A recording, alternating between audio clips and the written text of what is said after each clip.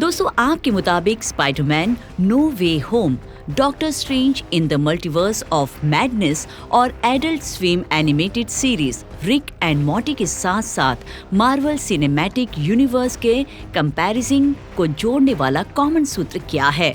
असल में ये मल्टीवर्स की एनोमली यानी विसंगति है, जहां हीरो एक रहस्यमय इलेक्ट्रिक फील्ड पोर्टल के जरिए एक ब्रह्मांड से दूसरे ब्रह्मांड का सफर करता है, जो उन्हें वर्तमान से दूसरे डायमेंशन में ले जाता है।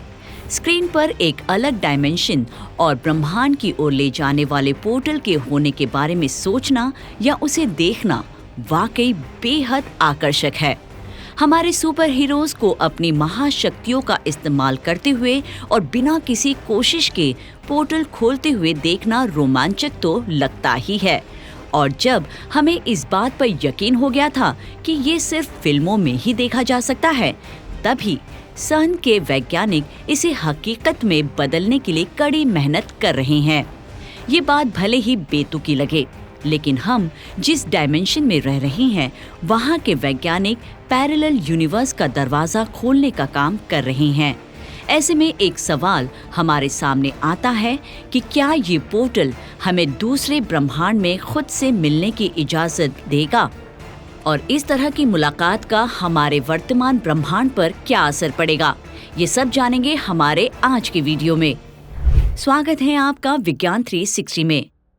69 साल पहले सन की स्थापना हायर एनर्जी फिजिक्स की स्टडी के फंडामेंटल गोल पर बेस थी, जो मुख्य रूप से सब एटॉमिक पार्टिकल्स के बीच इंटरैक्शन से जुड़ी थी।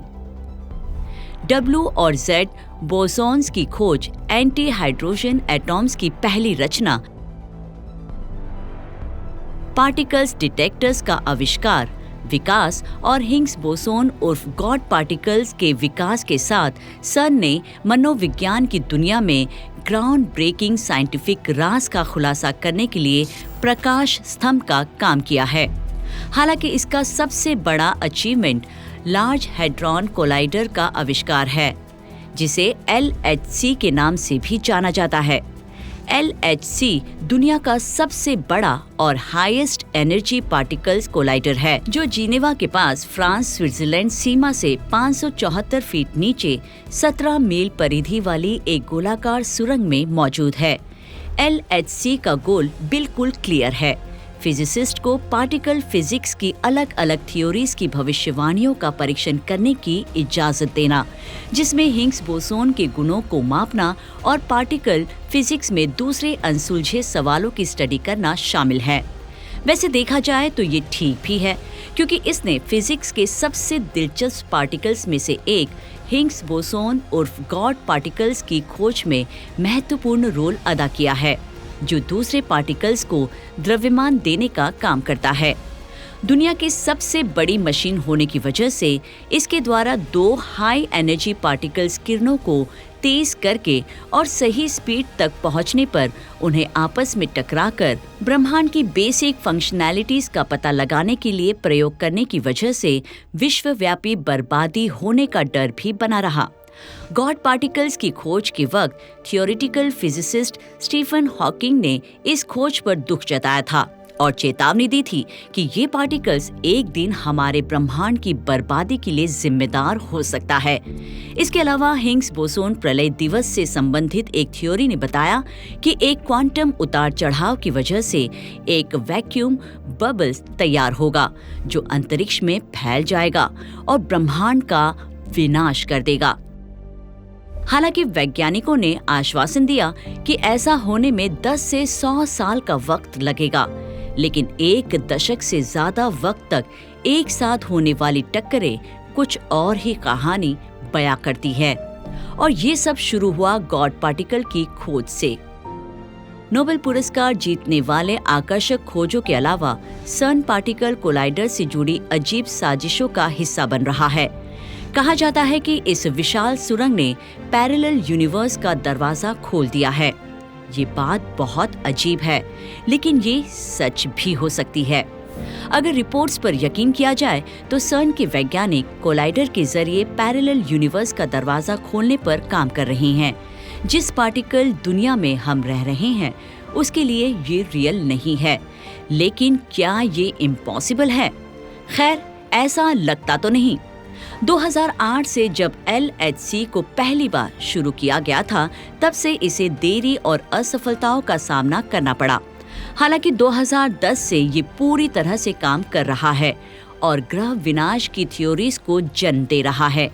ऐसा माना जाता है कि 2016 में अपने एक प्रयोग के दौरान LHC की वजह से इटली में भूकंप आया था, जो LHC से प्लाज्मा को इटली में 250 मील दूर मौजूद एक प्रयोगशाला में भेजे जाने का नतीजा था। हालांकि सन ने इस दावे का खंडन किया है, लेकिन इस बात की बहुत सी थ्योरीज हैं कि ये प्रयोगशाला द्वारा पैरेलल डायमेंशन पोर्टल ब्रह्मांड में एक वर्म होल खोलने की कोशिश थी। इसके अलावा जब प्रयोग चल रहा था, तब स्थानीय लोगों ने LHC प्रयोगशाला के ठीक ऊपर तूफान और बिजली गिरने की तीव्र घटनाओं को होते हुए देखा। बिजली और तूफानों की तीव्रता को LHC द्वारा शैतान की दुनिया या किसी अन्य ग्रह का दरवाजा खोलने से जोड़कर देखा गया था। इसके अलावा 2016 में सन के जिनीवा में मौजूद केंद्र में मानव बलि का एक वीडियो सामने आया था। इंटरनेट पर एक वीडियो था जिसमें काले कपड़े पहने लोगों द्वारा एक महिला को चाकू मारे जाने की तस्वीरें थी। वीडियो के मुताबिक ये पूरा नाटक सन प्रेमाइसिस में नटराज स्टैच्यू के सामने किया गया। वीडियो सामने आने के बाद ऑफिशियल स्टेटमेंट में कहा गया कि ये लोग बस मजाक कर रहे थे, लेकिन रिचुअल परफॉर्मर्स के गले में लटके प्रवेश बिल्ले को नजरअंदाज नहीं किया जा सकता। खैर, अगर वे सिर्फ ऑर्डिनरी लोग थे तो उन्हें प्रवेश बिल्ले कैसे मिले? आप ही बताइए, इसे आप और कैसे समझाएंगे? हालांकि सन द्वारा दूसरे डायमेंशन का दरवाजा खोलने से जुड़ा सबसे रहस्यमय थ्योरी ये है कि कोलाइडर को शुरुआती असफलताओं का सामना करना पड़ा था। बड़े पैमाने पर ऐसा अनुमान लगाया गया था कि भविष्य से एक टाइम ट्रैवलर एक्सपेरिमेंट को नष्ट करने के लिए अपने पास्ट यानी अतीत और हमारे वर्तमान में लौट रहा था।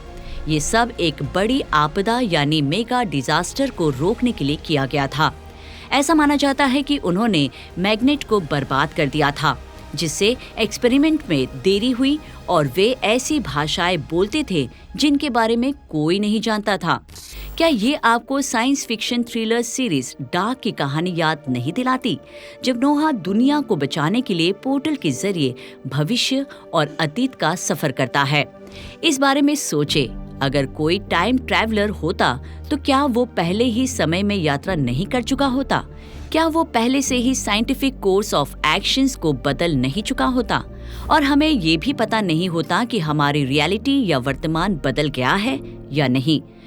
हमने कॉन्स्पिरेसी थ्योरीज और कोलाइडर तथा दूसरे डायमेंशन के पोर्टल के पीछे संभावित एक्सप्लेनेशंस की गहराई से जांच की है, लेकिन हमें एक्सपेरिमेंट के बाद के नतीजों के बारे में चिंतित होने की जरूरत है। हम अपने ब्रह्मांड पर पड़ने वाले इसके खतरनाक नतीजों के बारे में आखिर परेशान क्यों नहीं हैं? विज्ञान के अनुसार यदि LHC एक शानदार इलेक्ट्रोमैग्नेटिक फील्ड पैदा करता है तो एस्टेरॉइड्स को पृथ्वी की ओर खींचता है, तो अंतरिक्ष चट्टान में आयरन कंटेंट ज्यादा होता। यदि ये ज्यादा है तो इसका मतलब ये हो सकता है कि पोर्टल खुलने से पहले ही हम बर्बाद हो जाएंगे। दूसरा साइड इफेक्ट ब्रह्मांड में असंख्य ब्लैक होल का बनना है। थ्योरी में LHC छोटे ब्लैक होल बना सकता है जो अभी भी ब्लैक होल के रूप में काम करती हैं। इससे निश्चित रूप से हम दूसरे गैलेक्सीज से टकराएंगे या आउटर स्पेस से कंटेंट लेकर आएंगे। आखिरकार इस पार्टिकल कोलाइडर एक्सपेरिमेंट मूलतः पदार्थ को बदलने और ग्रह को नष्ट करने की ताकत रखता है। चूंकि छोटे ब्लैक होल पृथ्वी के गुरुत्वाकर्षण क्षेत्र में फंस जाएंगे, इसीलिए वे ज्यादा द्रव्यमान हासिल कर लेंगे। बाकी वैज्ञानिकों का मानना है कि ये छोटे ब्लैक होल दूसरे डायमेंशंस पर असर डाल सकते हैं, जो बाद में पृथ्वी की बर्बादी का कारण बन सकते हैं। ये सब कुछ television series the 3 body problem की कहानी जैसा लगता है। ब्रह्मांड में घुसने का दरवाजा, एलियन से कम्युनिकेशन, एक्स्ट्रा टेरेस्ट्रियल द्वारा रेस को जीत लिया जाना और आखिर में दुनिया का अंत। तो क्या LHC एक दूसरे डायमेंशन का दरवाजा खोल देगा, जिससे हमारे ब्रह्मांड का पूरी तरह से विनाश हो जाएगा? आपको क्या लगता है? अपनी राय कमेंट कर हमें जरूर बताएं। विज्ञान से जुड़ी ऐसी ही इंटरेस्टिंग खबरों को जानने के लिए हमारे चैनल विज्ञान 360 को सब्सक्राइब करें और बेल आइकन को प्रेस करना ना भूलें।